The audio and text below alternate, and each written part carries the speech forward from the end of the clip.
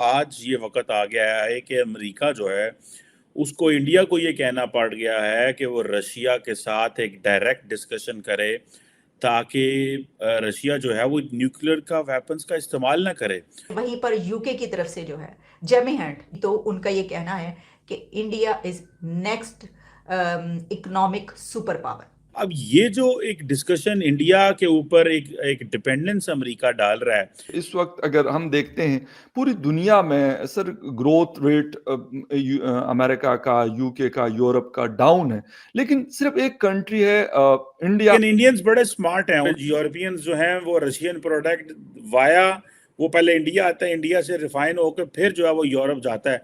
आज यूके के जो उनसे मिनिस्टर हैं, फाइनेंस मिनिस्टर हैं, वो ये कह रहे हैं इंडिया एक इकोनॉमिक सुपर पावर बन चुका है। और हिंदुस्तान की एजुकेशन है, रिसर्च एंड डेवलपमेंट है, तो फायदा तो हमें सर हो सकता है, क्योंकि वो दुनिया को उससे फायदा दुनिया उठा रही है। इंडिया की फॉरेन पॉलिसी इंडिपेंडेंट है और इन नेशनल इंटरेस्ट है, तो ये रशिया हो, अमेरिका हो, चाइना हो, फ्रांस हो, जर्मनी हो, कोई इसे इन्फ्लुएंस नहीं कर सकता, ना पहले कर चुका है ना अब कर पाएगा, खासकर मोदी जी की एडमिनिस्ट्रेशन में। अब ये चीज मैं आपको इम्पॉसिबल मानता हूँ। दोस्तों, आज ये वक्त आ गया है कि अमेरिका जो है, उसको इंडिया को ये कहना पड़ गया है कि वो रशिया के साथ एक डायरेक्ट डिस्कशन करे, ताकि रशिया जो है वो न्यूक्लियर का वेपन्स का इस्तेमाल ना करे और उसकी ऑपोजिशन करे। अब और ये बात जो है ये अमेरिकी जो सेक्रेटरी ऑफ स्टेट हैं एंटी ब्लिंकन, उन्होंने आई थिंक अटलांटिक इंस्टीट्यूट को the Atlantic not institute the Atlantic को बात करते हुए ये कहा है। और मज़े की बात ये है कि US secretary of state Blinken जो हैं वो इंडिया भी आ रहे हैं, और G20 फॉरेन मिनिस्टर्स की मीटिंग के हवाले से मेरा ख्याल 28 से 3 मार्च के बीच में ये कोई मीटिंग हो रही है, और जिसमें ये नॉट 28 से 3 मार्च के बीच में, लेकिन ये बेसिकली स्टेट डिपार्टमेंट का ब्लिंकन साहब का विजिट है इस खित्ते का, जिसमें वो और मुल्कों में भी जा रहे हैं। खैर एनी हो, अब ये जो एक डिस्कशन इंडिया के ऊपर एक डिपेंडेंस अमेरिका डाल रहा है कि वो कहते हैं, ब्लिंकन कहते हैं कि मैं लेवरोव के साथ इंगेज था, और हम ये समझते हैं कि बाकी ममालिक की भी रिस्पॉन्सिबिलिटी है, चाइना और इंडिया की भी रिस्पॉन्सिबिलिटी है कि वो डायरेक्टली जो है वो इंगेज करें और रशिया को मनवाएं कि वो जो न्यूक्लियर वेपन्स है उसका इस्तेमाल ना करे, और उसकी एब्सोल्यूट जो है वो अपोजिशन करे। और इस हवाले से अमेरिकन्स कहते हैं कि हमने इंडियंस को कहा है कि वो अपना मैसेज कन्वे करें, और क्योंकि अमेरिकन्स को पता है कि अगर इंडिया रशियंस जो हैं वो यूक्रेन में ये न्यूक्लियर वेपन का इस्तेमाल करते हैं, तो ये तो सीधा सीधा अमेरिका के बाद कोई मुल्क जो है वो कोई ऐसा मुल्क होगा जो न्यूक्लियर वेपन का इस्तेमाल कर रहा है। लेकिन जिस तरह मैंने पहले कहा कि the Indians were very smart, उन्होंने कहा ठीक है MiG-21 छोटे मोटे हथियार ना लवो तुझे जनाब, तो आप उनसे जाके अच्छी चीज़ें वेपन्स लो, आप S-400 लो, आप उनके पास कोई और अगर state of the art weapon आता है तो आप वो लो। तो ये वो चीज़ें हैं जो ये दे मेक एन इम्पैक्ट। अब रशियंस को इस चीज़ की फिक्र भी है, फिक्र उनको इस सेंस में है कि वो प्रोसेस शुरू हो चुका हुआ है, जिस प्रोसेस की अमेरिकन बात कर रहे हैं कि India step by step Russia से पीछे होगा।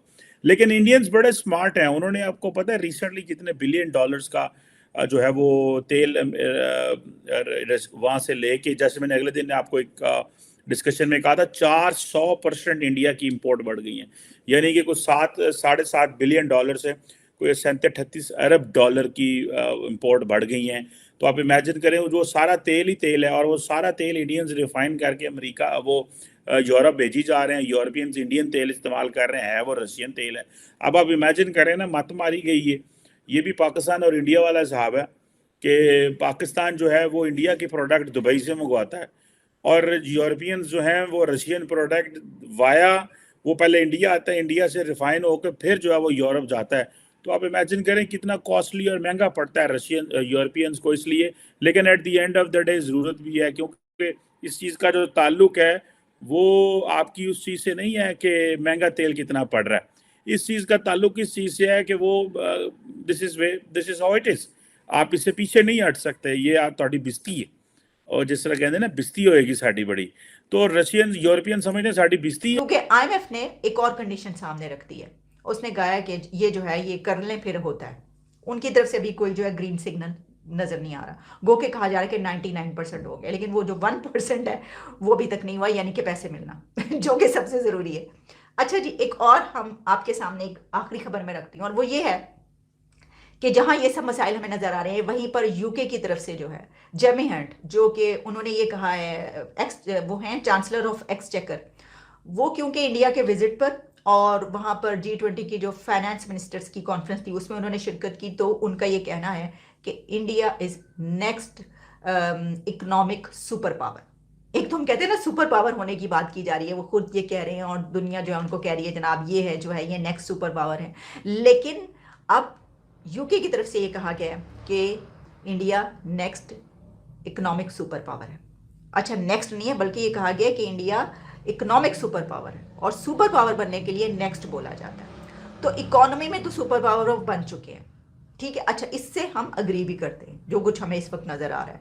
और यूके के साथ क्योंकि उनके रिलेशंस भी बहुत ज़बरदस्त हैं, क्योंकि ऋषि सुनक वहाँ पर हैं, वो बहुत ज़्यादा सपोर्ट करते हैं। अच्छा, वही वैसे ये ना थोड़ा सा वो हो जाएगा कि शायद हम क्योंकि खुद इस मोड़ पर हैं तो इस वजह से, वरना बात ये है कि ये बात दुरुस्त है कि इकोनॉमी में तो वाकई सुपर पावर बनता हुआ नजर आ रहा है। बाकी वो देख लेंगे, और जो इकोनॉमी में होता है वही आगे बढ़ता है। तो ये है जनाब सिचुएशन। और इसी दौरान आप जानते हैं कि उन्होंने, उनके एक्सटर्नल अफेयर्स के मिनिस्टर ने तो ये कहा कि नहीं, हम श्रीलंका की तो मदद करेंगे, लेकिन जो पाकिस्तान है वो उसको अपनी जो मदद आप ही और खुद वो जिम्मेदार हैं, और उनके साथ हमारे ताल्लुकात ऐसे नहीं है हम उनकी मदद कर सके। तो ये देखिए कि जो हमारे हमसाए हैं और जो इकोनॉमिक सुपर पावर बन चुके हैं और अगली सुपर पावर बनने की तरफ गामजन है, उनसे हमारे ताल्लुकात बेहतर नहीं है। और हमारे तो अफगानिस्तान के साथ ताल्लुकात भी बेहतर नहीं है, जहां पर हमारे पूरे डेलीगेशन को, हाई लेवल डेलीगेशन को जाके कहना पड़ता है कि खुदा का वास्ता है बचा लो, ये क्या कर रहे हो तुम लोग, रोको। मैंने तो रिसर्च टीम को बोल दिया था और खुद भी मैंने अपना मन बना लिया था कि भाई ऐसा है कि अगले 1 हफ्ते या 10 दिन तक पाकिस्तान को हम छुएंगे भी नहीं। And the videos were doing fairly well, कोई दिक्कत नहीं थी उसमें, व्यूज भी आ रहे थे, सब कुछ आ रहा था। लेकिन अचानक जब आपको ये बंदा बोले कि साहब बाजवा साहब पकड़े गए with his hand in the cookie jar, मिठाई के डब्बे में हाथ डालते हुए बाजवा साहब की किसी ने फोटो ले ली, यानी कि पैसा खाते हुए पाकिस्तान का आर्मी चीफ पकड़ा गया। अब देखिए दोस्तों, ये है, मैं आपको बताता हूं, ये वेबसाइट हम अपने स्क्रीन पे डाल रहे हैं, ये देखिए, वेबसाइट factfocus.com है। तो दोस्तों, ये अहमद नूरानी ने अपनी वेबसाइट पे, जो कि आपकी स्क्रीन पे दिख रही है वेबसाइट, ये है factfocus.com, ये देखिए www.factfocus.com।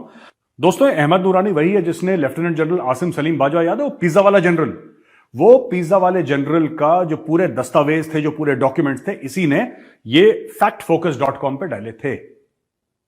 उसके पहले मैंने वीडियो डाला था डिफेंसिव ऑफेंस पे, अगर आपको याद होगा, और उसके करीब 20, 25, 30 दिन के बाद इसने पिज्जा जनरल के बारे में डाला, तो वो फिर देश से चला गया पाकिस्तान से और रिजाइन करके अलग हो गया। आज इस बंदे ने वीडियो डाला है, जनरल आसिम सलीम बाजवा, और आज हम इस वेबसाइट के ऊपर डिस्कस करेंगे इसने बोला क्या है। इसने ये बोला है कि 6 साल जब जनरल बाजवा COS यानी chief of army staff of Pakistan army रहे, उनके परिवार ने अरबों दर अरबों रुपए कमाए। ठीक है, पहली चीज। एक नई लेडी लाहौर की, वो अरबपति बन गई 9 days prior to becoming daughter in law of COS, वो बहू COS की बनती। ये जनरल बाजवा का बेटा है। जनरल बाजवा का बेटा, उसकी जो वाइफ थी, शादी से 9 दिन पहले अरबपति बन गई, पहले से इनकी सेटिंग हो रही थी। और ये लेडी का नाम है मनहूर साबिर। मनहूर साबिर को बैक डेट एलोकेशन मिले 8 DHA प्लॉट्स के। डिफेंस हाउसिंग जो अथॉरिटी है, जो फौजी जो लैंड ग्रैब करते हैं पाकिस्तान में और प्लॉट बना के बेचते हैं, बड़े महंगे प्लॉट बिकते हैं, इनको बहुत सस्ते, मतलब जिसको कहते हैं कि रेजगारी चिल्लड़ के दामों पे मिलते हैं फौजियों को, और फिर फौजी मार्केट रेट से ऊपर बेचते हैं प्रीमियम पे। तो DHA के प्लॉट्स गुजरावाला में मिले 23 अक्टूबर 2018 को। नवंबर 2, 2018 को उनकी शादी हो गई। और ये बिकॉज फौजी खानदान में शादी हुई इसलिए वो कर पाई। On the same day in 2018, उसी दिन, this girl also became an owner of Constitution 1 Grand Hyatt apartment, again the back date of 2015 यानी कि दस्तावेज 2018